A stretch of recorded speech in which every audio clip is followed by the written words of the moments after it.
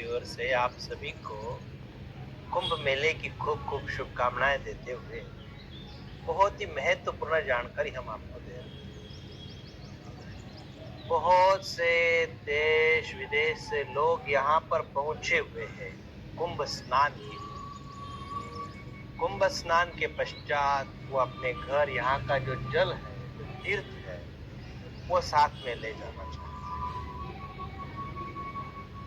तो इस विषय पे हम आज आपको जानकारी देना चाहेंगे। किसी भी तीर्थ क्षेत्र में हम चले जाते हैं, केवल प्रयागराज महाकुंभ मेले में ही नहीं, अन्य तीर्थों में भी जब हम जाते हैं तो उस स्थान पे जो जल होता है वो जल कैसे लिया जाए, वो जल वो तीर्थ हम हमारे आश्रम घर परिवार उस स्थान तक कैसे ले जाना है, वो लेना कैसे है, उसका विधि क्या है। जब उस तरीके से लेंगे तभी वो फलीभूत हो जाता है। उसका जो विधि है वो भी हम आज अब बताने जा रहे हैं। देश विदेश से जो लोग आए हुए हैं, यहाँ पर उनकी रहने की व्यवस्था जो है, हम सब लोग ऐसे ही निवास स्थानों में यहाँ विश्राम कर रहे हैं। बहुत ही सुंदर ऐसी व्यवस्था यहाँ पे की हुई है कुंभ मेले में, बहुत ही सुंदर।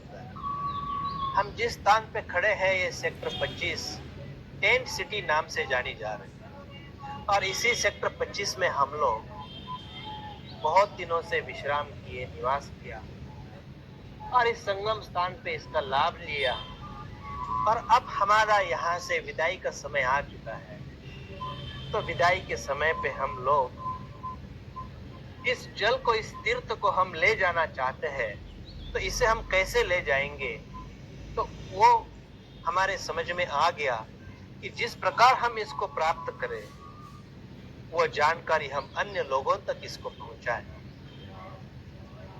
तो इसलिए हमारे मन में हो गया कि हमारे जो भक्त हैं, जो लाखों करोड़ों देश विदेश से यहाँ पे भक्त आके इस संगम स्थान पे स्नान करके लाभ लिए हैं, तीर्थ ले जा रहे हैं, फिर इनको इस तीर्थ का लाभ कैसे मिले, वो आज हम आपको बताने जा रहे हैं। वो क्या है, कैसे करना है। आप स्नान के लिए जब आते हो तो उस समय आपके पास जो पात्र है, तांबे का कलश हो। अब सब लोग तांबे के कलश में तो नहीं ले जाते, परंतु तीर्थों का जल जो है वो तांबे के पात्र में ही ले जाया जाता है। परंतु आजकल लोग प्लास्टिक में ले जा रहे हैं। तो भी उनको ये समझ आना जरूरी है कि जिस पात्र में हम इस तीर्थ को ले जाना चाहते हैं, उसके प्रथम हम उसके अंदर आधा भरा हुआ दूध से उस पात्र को लेकर यहाँ इस स्थान पर आ जाए। उस तीर्थ तक पहुंचने के पश्चात जो आधा दूध से भरा हुआ पात्र है, उसको और जल से, उसी जल से भरना है। और आधा दूध से और आधा जल से तीर्थ से भरा हुआ ये जो कुंभ है, ये जो तांबे का पात्र है, ये तांबे का जो कलश है, उस कलश से इसी तीर्थ को अर्घ्य देना है और उनसे प्रार्थना करनी है कि इस तीर्थ से हम जो जल ले जा रहे हैं, तीर्थ ले जा रहे हैं, वो हमें इस स्थान का, इस तीर्थ का तीर्थ तत्व हमें प्राप्त करे। ऐसी हम उनके श्री चरणों में प्रार्थना करें और प्रार्थना करते हुए फिर इस तीर्थ का जल उस कलश में, उस तांबे के पात्र में, या जो भी पात्र आप ले आए हो, उस पात्र में प्रेम भाव से, सम्मान से उसको भरना है।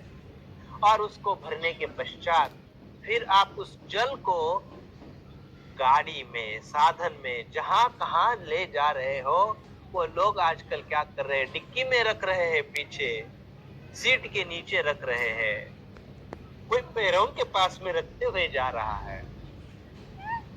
बहुत गलत, बहुत गलत। उसका अपमान कर रहे हैं। जो तीर्थ आप पूजे जाने वाले हो, जिसको आप प्रणाम कर रहे हो, ऐसे तीर्थ को आप इस प्रकार सीट के नीचे या पैरों के पास में रखोगे,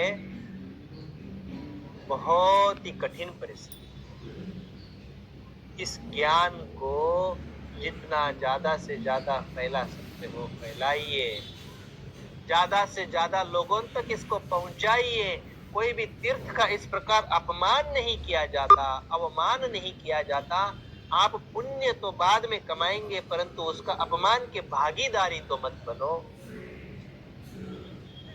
कहीं पर भी जाओगे, लघु शंका करोगे, दीर्घ शंका करोगे, उसी हाथ उस तीर्थ को लगाएंगे, वही जल यात्रा में आप ले जा रहे हैं।